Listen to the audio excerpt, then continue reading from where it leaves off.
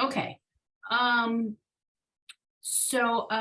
as I was saying, yeah, I mean, I have some family coming in 2 weeks, so I might take that Friday off, but I might not. It's early in the morning for us, so it's not like it's a big deal. So we'll see, we'll work on what works for everyone's schedule. And I am open to suggestions on prayers to cover, texts to cover, topics to cover.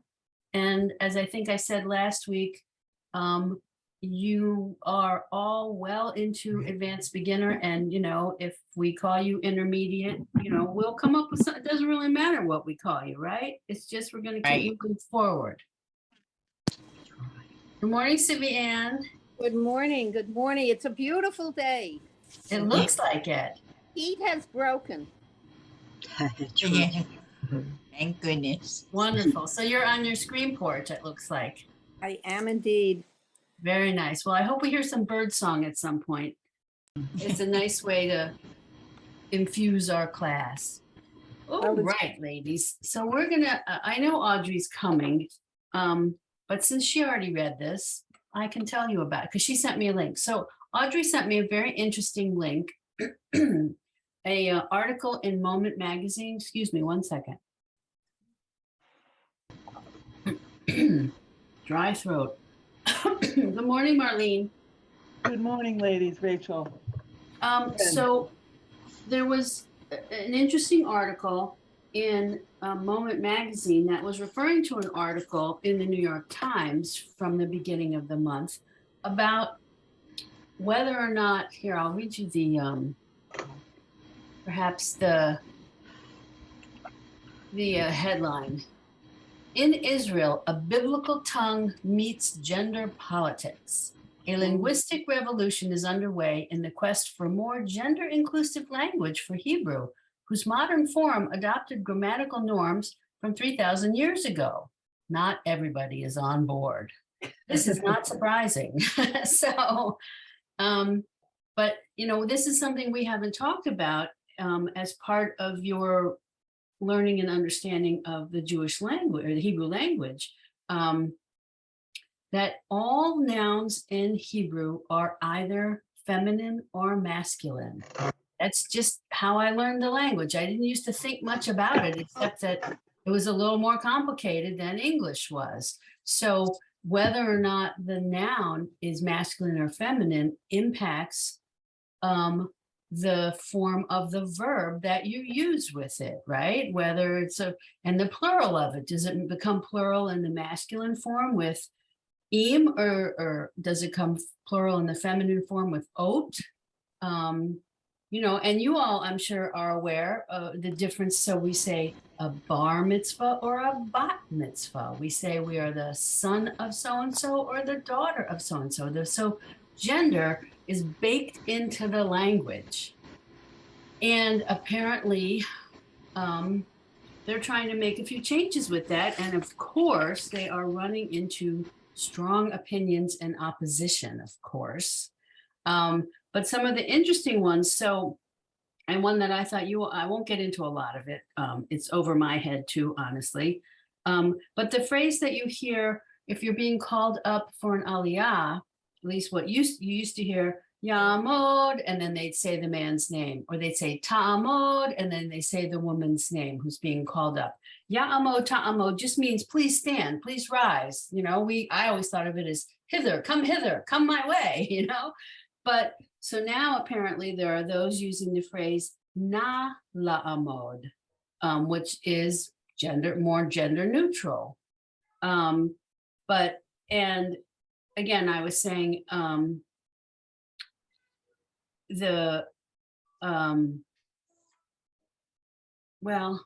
so bar mitzvah, bat mitzvah, now there's some other phrase they're using. I think it's honestly, I don't know who's using it. A bee mitzvah, I don't know who's using that phrase. I've seen it in print. I thought it was a joke as part of the revival of Sex and the City's most recent, whatever they call that show. At any rate, but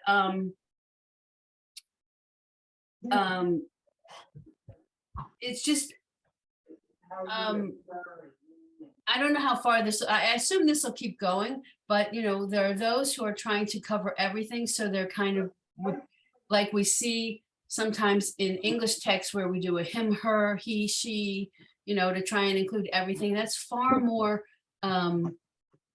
linguistically challenging, in my opinion, in Hebrew.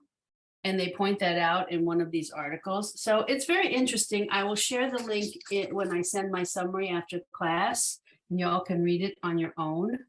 But Audrey, Sent it thank to you. everybody. I will, yeah. Audrey, thank you No, I for think sharing it with me. I'm surprised go ahead. I sent it to you all Oh, you did? just now. Oh, thank you. Okay, perfect. I was surprised I missed the article in the New York Times. I read the New York Times daily, but somehow I missed that article. The Moment article, I think, is more enlightening, frankly. So thank you for sharing that, Audrey. Rachel, Yes. Rachel, when you take the word mitzvah and the plural is mitzvot, Mhm. does that mean that mitzvah is a feminine noun? That's correct. Oh, That's right. So that's how you know to say mitzvot and not mitzvim or. Exactly. That's exactly correct. Huh. And your ear is just used to it, right? Yeah. You didn't really think about was it plural masculine or plural feminine. You just know how it sounds. And I I think thought that's how you made everything plural with oat. How is this different from Romance languages? Well, I'm not saying it is different. Okay, Right. so It's we just have- different from English. No, they have issues too, but I think they're less complicated because of the way the adjectives and the nouns are formed. And you know, in our language, which is similar to Romance in some ways and not in other ways, we have major issues, which probably Rachel already touched on while I was trying to get in. But and we're dealing with this now. I mean, the English major in me is offended by using they, but the fact is they really works.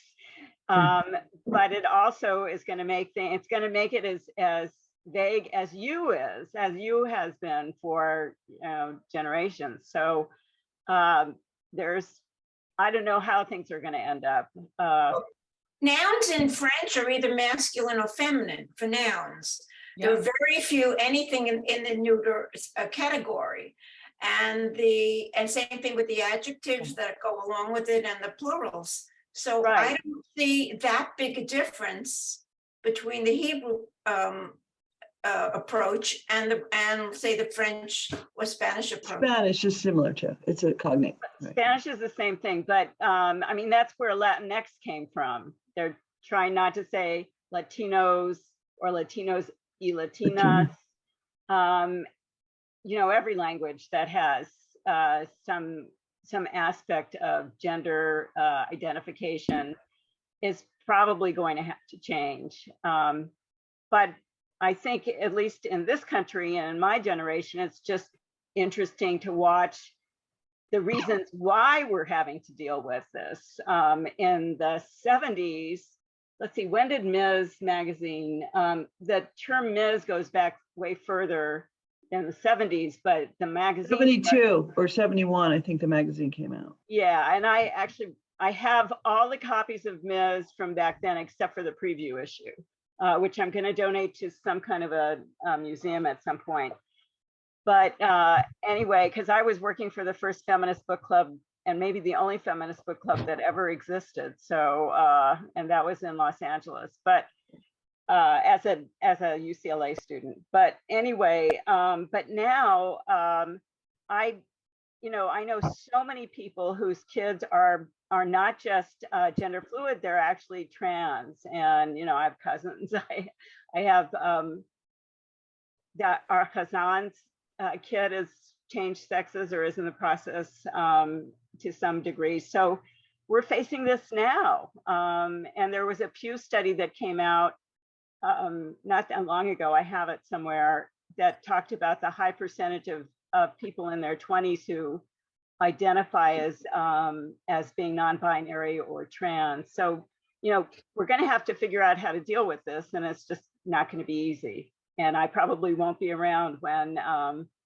it all gets settled down, if it ever gets settled down.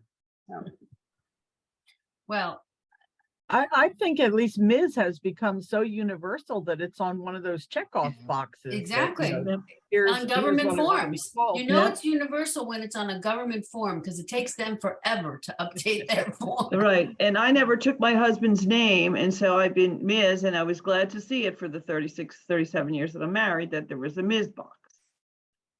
Anyway. Unfortunately, when I got married in Alabama, you were required to take your husband's name. No Not that I way. object to my poor husband's name, but Alabama's been a little bit behind. I don't know if the so- law, I think the law has changed now. I'm one of the youngest faces in our boxes. When I got married in 1987, God bless my mother. I loved her dearly. I still love her to this day. May she rest in peace. The minute I got married, so I lived in Chicago. She lived in Washington, D.C. She would mail things to me, right? You know, we had correspondence. We had things that we sent back and forth to each other. And every piece of mail that arrived from her was addressed to now Mrs. Leonard Ferber. I was outraged. I was so offended. I could not stand it. And I finally had to get to the point with my mother. And I said to her, because I wasn't getting through to her. And in her mind, this was a social convention. This was a requirement. This was how I was now to be addressed formally. And I finally said to her, I got her on the phone.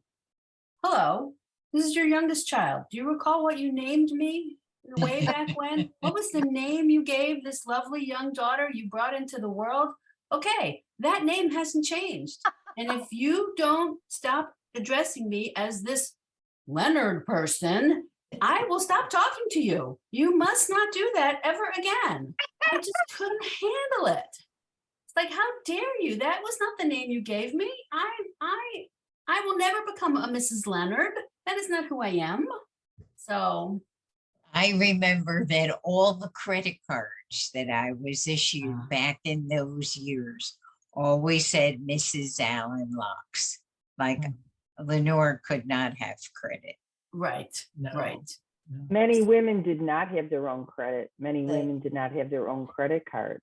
Yeah. And until right. maybe the last 20 years, many women, because my husband is a forensic CPA, never knew what the financial wherewithal in the home would be, because that was something they never were brought up to Think pay about it. attention to. Yeah. Right. They signed blank IRS forms. the husband- Exactly. Yeah, and you can Oh, file God. under innocent spouse if something happens like that. But we've come a long way in taking control and charge. So totally. Okay. So It was a really big deal when we finally changed the Mrs. Leonard to Rachel Ferber in our sisterhood directory. And there were a lot of people who took Oh, yeah. and still there are some people who have insisted that their name remain that, but that was 15, 20 years ago. And that was a big deal. That Yeah. was- yeah. no, this stuff is happening quickly, but language sometimes lags, so we'll see. Well, and I'm sure that because in Israel, the courts are dominant, or the powers that be are dominated by ultra religious, right? Orthodox rabbis, it's going to take a while. So, Oh my All right, God, let's- yes, because of the women of the, I mean, they can't even pray. right, So, right. yeah. Let's get to our texts and our prayers. So we're going to start with Aleinu. And so if you have, and I hope you do, a Lev Shalem book, open it to page 205. If you have your textbook, which you can also look at the prayer. The prayer appears on page 18 in the textbook, but we're going to probably look at page 20 in the textbook before we get to the prayer itself. And if anyone needs a page for Sim Shalom, it's page 510 in the Sim Shalom prayer book. You said 18 in the blue book, in the prayer book? I mean, in Yes, the textbook. in the textbook, the prayer is on page 18. But I want us to start reading from the English right-hand side of Lev Shalem on page 205. Will someone read for us? So Is it 20 different? Is it different than in the it's textbook? English. It's an English explanation. So it is only in Lev Shalem on page Oh. 205. I can read it. Read it. 205 English. So Marlene, you'll read for us? Okay, so the upper right-hand side of 205, the explanation about Aleinu. Oh, Aleinu. okay. Since the 12th or 13th century, the Aleinu prayer has acquired a special pride of place in Ashkenazic liturgy and is recited at the conclusion of every service. It does not play the same role in the Sephardic liturgy. Wow. The origin of this popular prayer is a matter of debate. Some medieval sources, for example, Rokeach, early 15th century Germany, ascribed it to Joshua. The liturgical scholar Joseph Heimermann thought that it dates back to the time of the temple service. Other scholars have argued that it originated in 2nd or 3rd century mystical circles. Its first known use in the formal liturgy is as an introduction to the Malkayot, sovereignty section of the Rosh Hashanah Musaf service. So we call it Malchuyot. Malkuyot. It's hard to read English transliteration after studying Hebrew. Totally. Did you want me to continue? Yes, please. Aleinu articulates a progression of ideas. In the first paragraph, we are asked to express our gratitude for the special fate and role of the Jewish people in history. In the second, we look forward to the day when differences among peoples will be harmonized and there will be a common recognition that all humanity is embraced by God. This vision recognized that God is not exclusively the God of Israel, but that God rules over all of us. On that day, when justice, morality, and common spiritual affinity will reign on earth, God's name will truly be one. So keep going. This is very interesting, this next paragraph. Some have objected to what may sound like exclusivist language in this prayer. In particular, the phrases describing the uniqueness of the people Israel, quote, who has not made us merely a nation, not formed us all earthly families, nor given us an ordinary destiny, unquote. The Israeli Masorti movement offers an alternative formulation,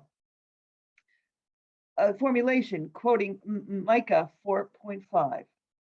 For the people of every nation shall walk in the name of their God, but we shall walk in the name of Adonai, our God, forever, end of quote. Whether articulated with the wording of the standard text, Aleinu both asserts a pride in Jewish destiny and challenges us to go out to the world committed to Jewish spiritual values. So, and this last part, and so we bow. So when we get to V'anachnu korim, I know we've talked about this. This is the bottom of the page. The prayer mentions a variety of forms of bowing. In ancient times, korim meant touching the floor with one's knees, and mishtachavim meant bending at the waist. However, the ancient rabbis minimized the bowing that takes place in the service, and so today it is customary to simply bow one's head or slightly bend one's body at this point in the prayer.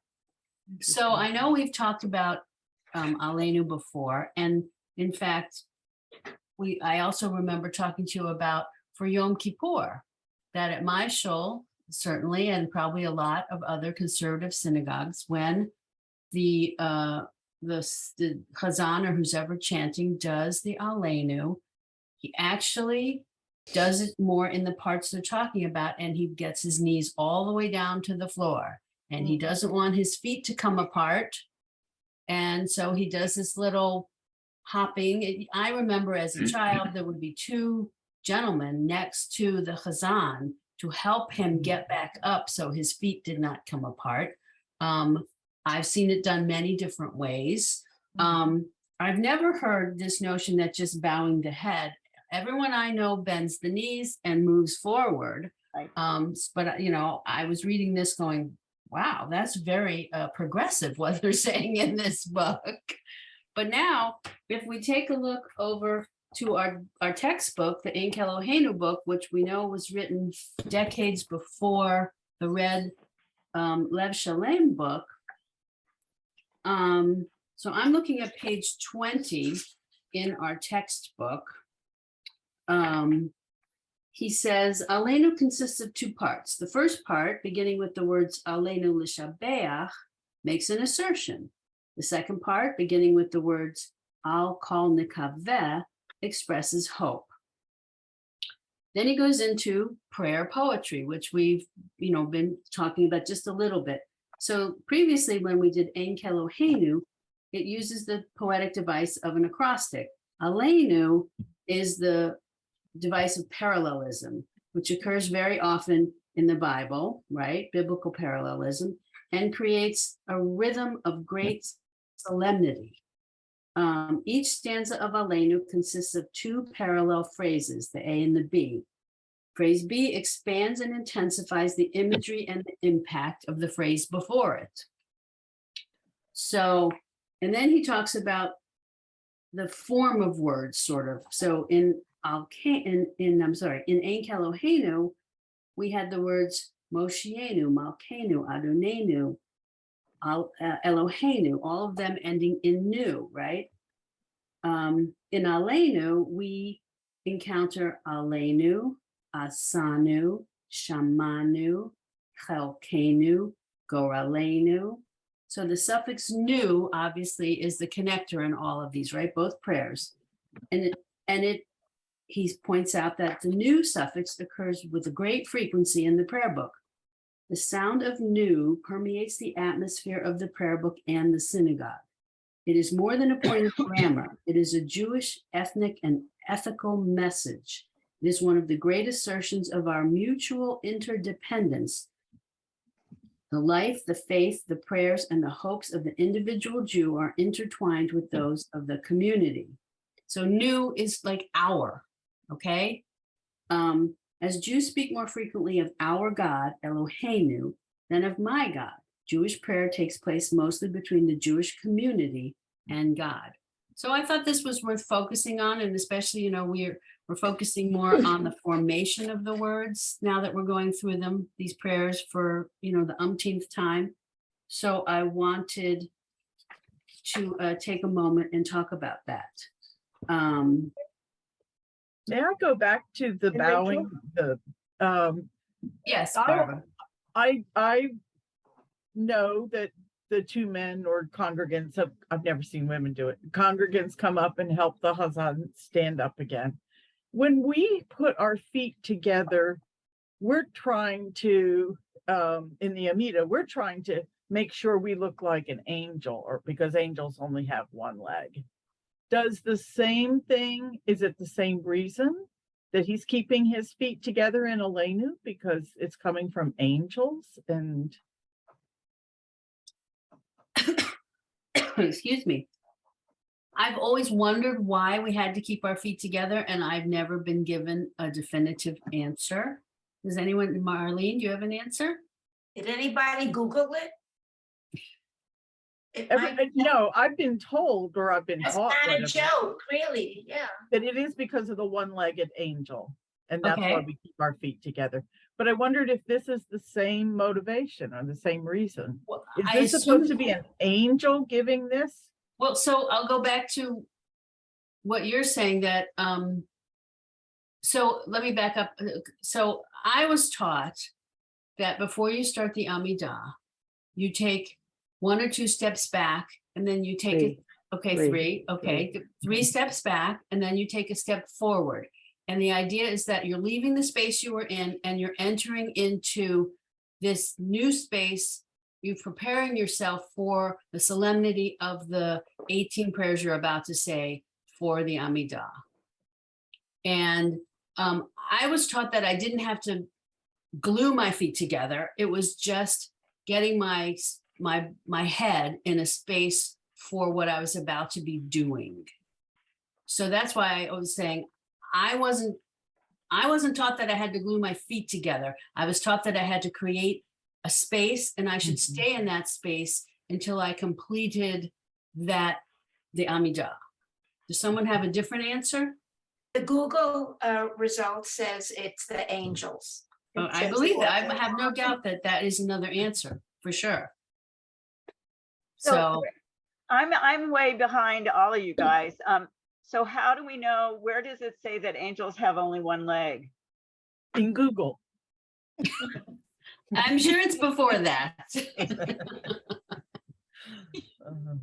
So when did you learn it, Barbara? I never As knew a little kid, when they're trying to, and then I would notice everybody around me trying really, to do it. And, as a little kid, all this imagery is really fun for you to, so I learned it as a little kid, but I also learned that you are stepping back and, creating this space, but then you are approaching God or whoever when you take this step forward. You're coming closer to that. Okay. So- Marlene, you want to jump in, so please do. This actually goes back a little bit earlier, what you were saying about the Anu and the Anu. I think I've always loved that use of the language in the we, or I guess the third person plural, because it's a constant reminder of the communal nature of Judaism, the communal nature of prayer. And it's not exactly like using they, but they're not saying that I, as a woman, am making these prayers or petitions, or I, as a man, or only he, they, she, her. But that may be taking it a step too far, but it really is a reflection of the communal nature. Well, and I'll go further that once women were counted in the minyan, I definitely, absolutely felt that way, that we mattered more to the community and they appreciated and respected us so much more once they started counting us in the minyan, because they couldn't say Kaddish without us. And guess what? Now we're here and y'all can do that. Y'all, right. And it's we. I mean, you can't spell women without we. We are part of women. There you go. Mary Ellen, you had your hand up? I was just going to remark that for the Musaf in the Lev Shalom, the Musaf recitation, Amidah, on the Kedusha page, the reading, the type in red says, the Kedusha is recited standing. Indeed, since we imitate the song of the angels, the tradition recommends standing like angels with feet together. And then it goes on to say it's recited only with the minyan. I think the physical act of changing how you're standing and putting your feet together brings kavanah to your mind, the place, as you said, where you're going to go. And that's all I've seen. One thing that they don't really talk about, but I've learned, is after you've done the Amida and finished your prayer, you're really not supposed to talk until we repeat the Kedusha. Everyone is supposed to be quiet. People aren't supposed to leave the sanctuary, but we see that happening all the time. They're going in and out because we're still supposed to be in that place of holiness. Eileen? Rashi explains that angels do not have joints. Their legs do not bend, since they're always engaged in serving God. How interesting. But Well, does so- Rashi say anything about more than one leg or less than two legs, fewer than two? I find it amazing, the whole concept. That's why I was looking. I want to know which leg it is, or is it like a No. leg that's right in the No, middle? ladies. As He doesn't person have a about leg to to have- stand on.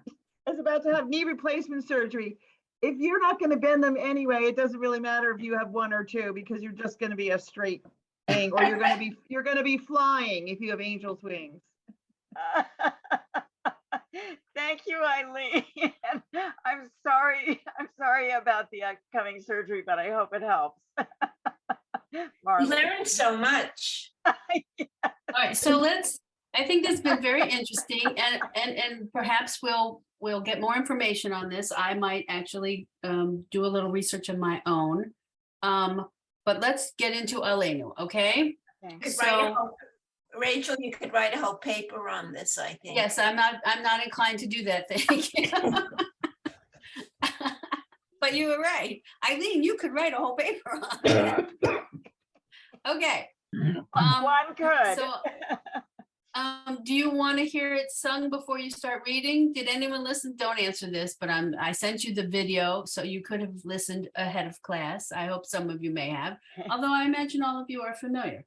So I'm going to read it first, and then I'm going to call on you guys. I'll give you a break. Okay.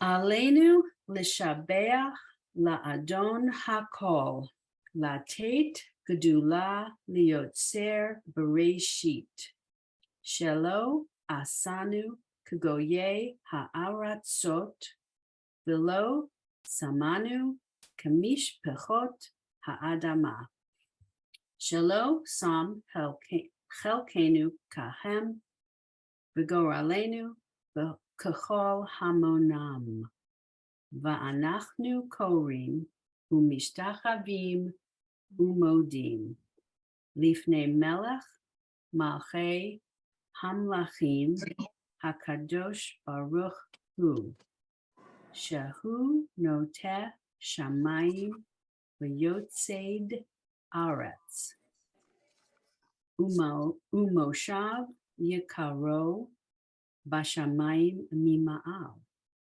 ushchinat uzo begavhei miromim, hu Eloheinu They're very good. Yeah, they are. I never.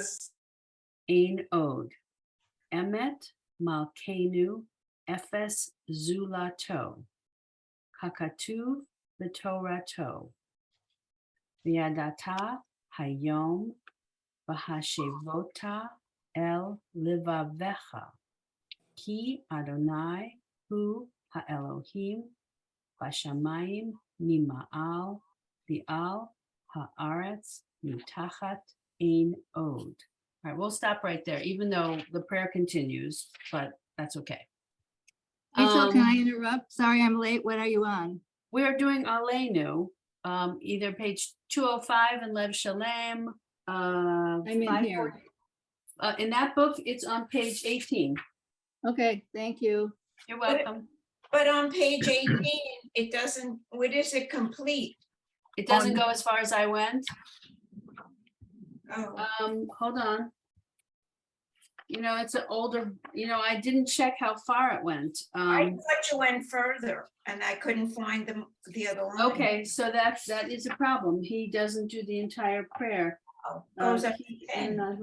So he has a break. Okay, so he leaves out the part that used to be done silently. Hold on, let me see. Hakadosh Baruch Hu.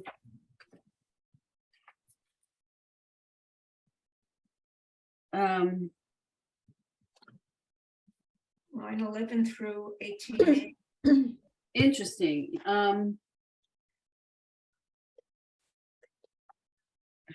I can't find it. Oh, here it is. So he only goes 2, 4, 6, 8 lines down. The first 8 lines of what is the whole prayer that is in Lev Shalem. And then he skips down Ki Adonai Hu Elam to the very last 2 lines that I read. So he leaves out a good 10 lines or something. Interesting. That's why I got lost. I got lost. That's a little bit of a problem. Okay, so maybe you want to switch to your prayer book. Okay, do you have the red book with Lev Shalem? 205. Okay. So, and certainly over the years, parts of prayers that we used to say silently, now a lot of congregations, especially Chazans, like to sing those parts. I like the fact that there is more meat to some of the prayers. We don't just listen to someone mumble through and then we pick up toward the end. So, and that's probably why in Ein Eloheinu he leaves out a big portion, because that was done silently. So that's the mumbled part. The mumbled part, right? The silent, right? Exactly.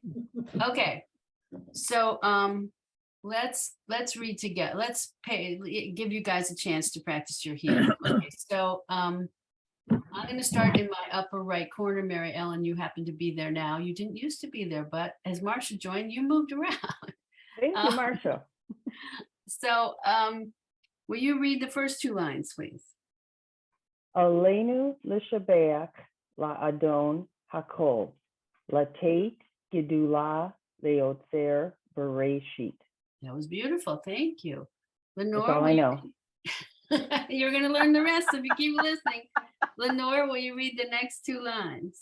Yes, Shelo, Sanu, Kogo, Ye, Ha'aratsot, Velo, Samanu, Kamish, Hot, Adama. Perfect. Thank you. Jane, would you unmute and continue? Shalom, Sa, Hal, Kanu, Kenu, Helkenu. Helkanu, Kahem, Vigoralenu, Kakal, Hama, Mona. Okay, so the only is the second, the first part of that last word, which is hyphenated, kahal. So there's no dot in the second letter. So it doesn't have a hard ka. The first one is ka, and then hal. Kahal hamonam. Hamonam, Shelo, Sam, Helkanu, Kaham, Kalenu, Kal, Hamonam. Right. So shalo sam chalkenu kahem begoralenu kachol hamonam. Yes, there are a lot of chaf and kaf in this prayer. So kaf is with the dot in the backward C, and chaf is without the dot. Okay. Connie, will you continue next two lines? And it's where the little person, oh, look, that now I see a person because I see one foot and I see a slightly bent torso. The little red thing. Mhm. I never thought of it as a person before, but now I do. Wow. Oh, Wow. yeah. It's a Maybe stick so. figure. It's a stick figure of a, right, of the side Now I view of a get it. person. Right, I right, thought it right. was just a little red mark for us to lean forward. It's a stick Yeah. figure doing it. And That's, Can I that's ask all where the that sound places is you've coming been. from? Just- Hold on, I can't hear everyone. Can you hear Right. that sound in the background? I do. What is that sound? Yeah, where's it coming from? Maybe everybody should be unmuted in case they have background. Well, No, I I think it was don't have it actually right now. background noise from Jane, but Jane was reading, so we couldn't do anything about it, but Okay, I'm not yeah. positive. Now it's Don't worry gone. about it. Okay. I think it was from Jane. And then Okay. But the other- that little figure is throughout the book and it indicates that's where you're supposed to bow. Correct, right, correct. In all the great, I pictures. never knew. I've known what it indicates. I just never viewed it as a person. Now I view it as a person. Okay, Connie, we've stalled long enough. You're gonna read. Yeah, here I go. Va'anachnu korim umishtachavim umodim lifnei melech malchei hamlachim hakadosh baruch hu. Welcome back, girl. You did perfectly. Aha. Thank you. Edith, will you unmute and continue?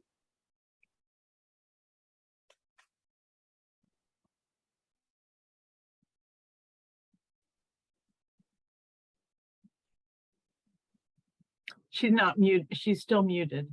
Oh, your lips are moving, but we can't hear you. Sorry, I did There you unmute and I don't know what happened. I'm sure you read Sorry. perfectly too, so Right, try it just like again. Yeah, Barbara. I was almost finished. Where am I? Shahu, Mhm. Yeah. Noten, Shamayim.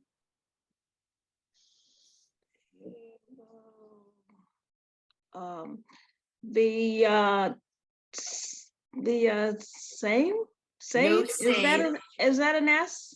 Yosed, so it's a sama. The and then- Yosed, okay. Yeah. Aretz. Mhm. Umo Shav Yakairo, Yikaro, Yikaro, Bashamayim, Mima, Mimao. exactly, mima'al. So it's shehu noteh shamayim v'yosed aretz umoshav yikaro bashamayim mima'al. That's exactly what it is, okay?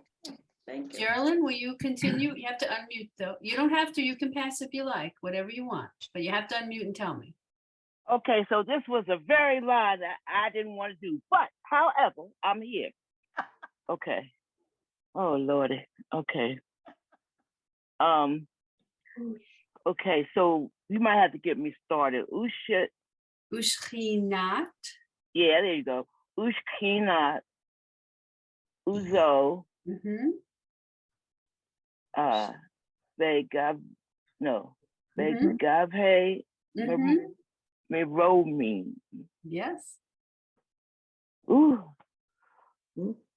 who no, who Eloheinu and That's it, you did it, 2 lines, perfect. You can but stop. just say that one first word again for me, please, because Ushchinat. Ushkinat. Okay. Thank you very kindly. You did beautifully. Thank you very Excellent. kindly. Eileen, will you continue at Emet? Emet Malchut Chun. One second. Emet Mal Chenu. Kenu, that's a hard K. Kenu. Emokenu. Efesh Zolato. Zulato. Zulato. I thought I said that. Okay.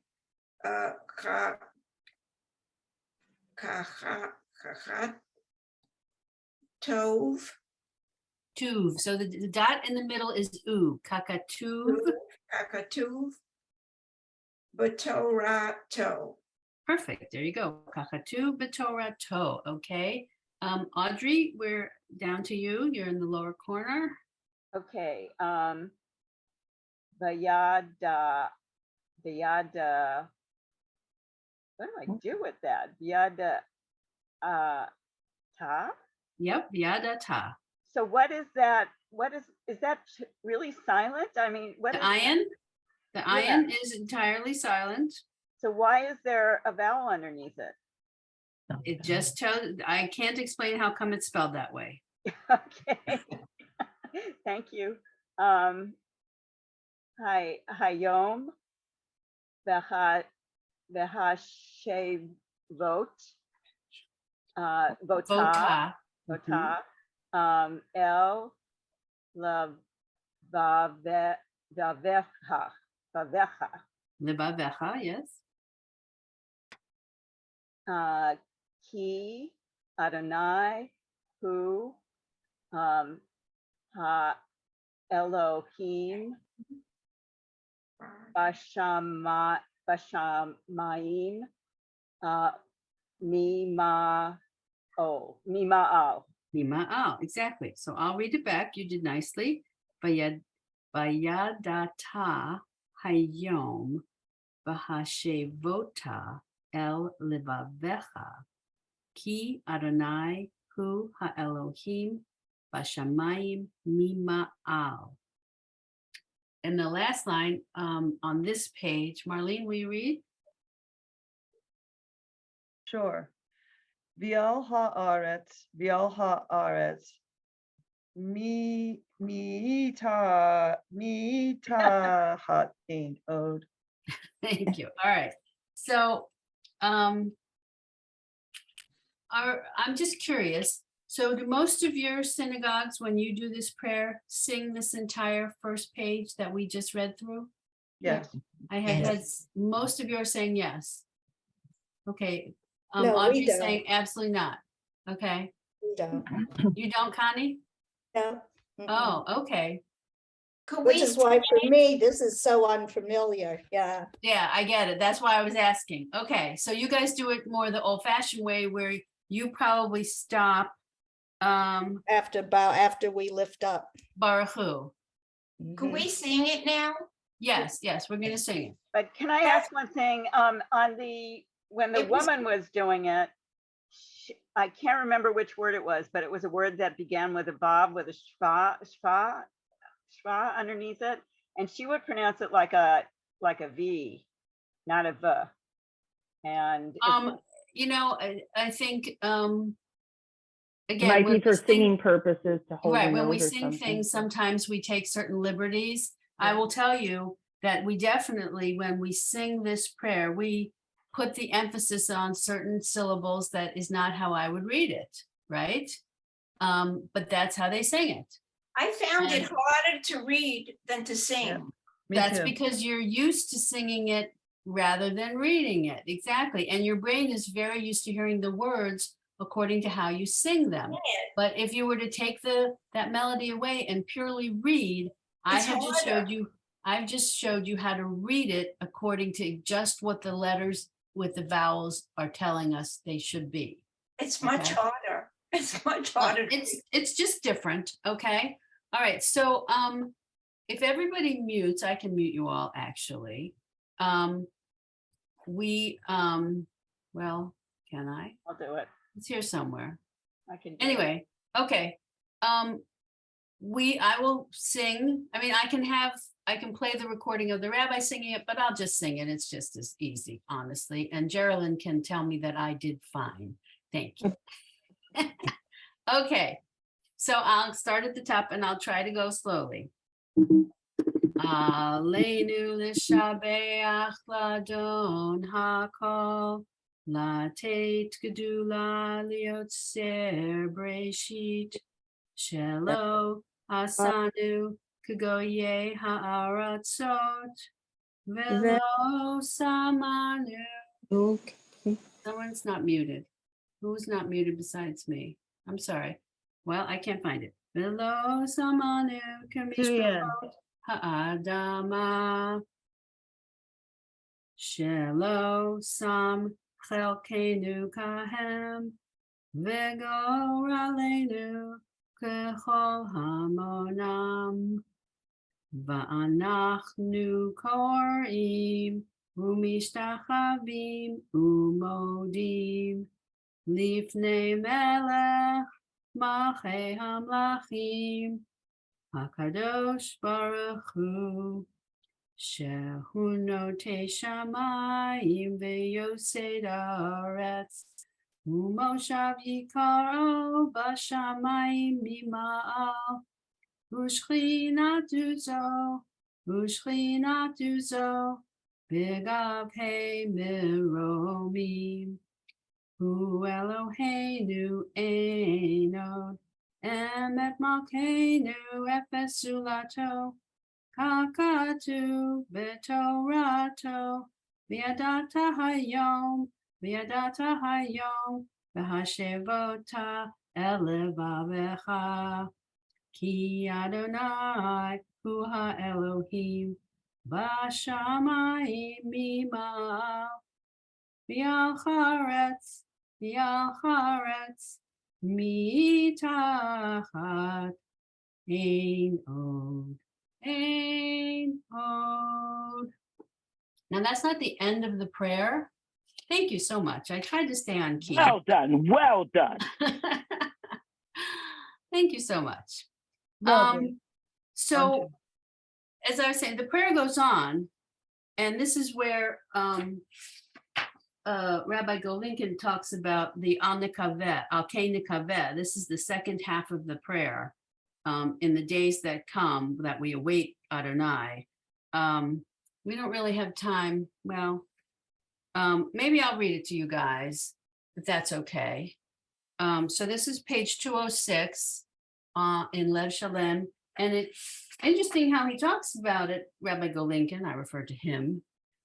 He talks about it on the Kaveh, but he doesn't actually print it in his book. So I just assumed he had the whole prayer, but on page 19 is where he has the big letters Al Kain Nekaveh. So, and he talks about the hope of that second part of the prayer, but he doesn't print all of the Hebrew. So there you have it. How frustrating is that? All right, here I go. Page 206 at the top. Al kain nikaveh lecha Adonai Eloheinu. So this is what people are mumbling quietly when we're not hearing them. Lirot mehera v'tiferet uzecha. Laha'avir gilulim min haaretz. V'ha'elilim karot yikaretun. Litaken olam b'malchut Shaddai v'chol b'nei vasar yikra'u vishmecha lehafnot elecha kol rish'ei aretz yakiru v'yed'u kol yoshvei tevel ki lecha tichra kal berech tishava kol lashon lefanecha Adonai Eloheinu yikra'u v'yipolu v'lichvod shimcha yikar yitenu v'yikablu chulam et al malchutecha v'timloch aleihem mehera leolam va'ed ki hamalchut shelcha hi ulol may ad timloch v'chavod kakatu v'toratecha Adonai imloch leolam va'ed v'ne'emar v'haya Adonai lemelech al kol haaretz vayom hahu yihyeh Adonai echad u'shmo echad. So some of this should sound familiar only because of what we do at Rosh Hashanah and Yom Kippur. We have readings that have parts of this in it. I certainly recall them. Marlene, I think you had a hand up. I was curious, an informal poll of the women on the call right now. Our current new rabbi, who's starting his 4th year, came from another congregation in Lexington. And after we finished Elena, he wanted to, he would lead us in the Al Kain. And it didn't really go over too well with most of the congregation. He tried it for about a couple of months. And then people would just do it silently because people were so used to either starting Kakatu or better yet, B'nai Amar. So I was just wondering if anybody else had a shul that actually did Al Kain and continued before getting down to the traditional place where our congregation was accustomed to finishing prayer. We belong to, besides Bethel and Highland Park, we're associate members at a more traditional synagogue called Moriah Congregation in Deerfield. And Moriah does this entire prayer. Wow. Okay. And it is so fast, I can't keep up. Thank you. And everyone does it. Everyone does it. It's amazing. So thank you. Yeah. Audrey? I wanted to know first, does anyone know if there's a key to all the symbols in Lev Shalom? Because I haven't looked for it yet. And what does the caret mean next to the last paragraph? So the caret next to the last paragraph is where the congregation usually comes together singing again. That's Okay. what those carets mean, is that we join together and sing. So kakatu Is that- v'toratecha Adonai imloch le'olam va'ed v'ne'emar v'haya Adonai lemelech al kol haaretz Hayom hahu, hayom hahu, yeh Adonai echad. So clearly I was wrong. We do sing more of it than I admit. Yeah, I admitted exactly. to before. There you go. But And the legends you're looking for are in the introductory section. Do you have a page number? Roman numeral 6. no, 10, 5, 16, page 16, but it's in Roman numerals at the top of the page. It says signs and symbols. That is, thank you. Oh, yes, I'm here. Thank you so much. Yes, and it does, so I like this one. Oh, the lulav. I see that. Mhm. Indicates the moment in the service when the lulav is waved. Well, that does look like a branch. It does look like a stick figure of a lulav. Indeed. Okay. Well, we didn't cover nearly as much as I anticipated. That's quite all right. I thought we did really well with Aleinu. And I hope you enjoyed the history of Aleinu. I think that enhances all of us, and I'm being less anal about spending every minute of our time together reading actual Hebrew words. And thank you, Marielle.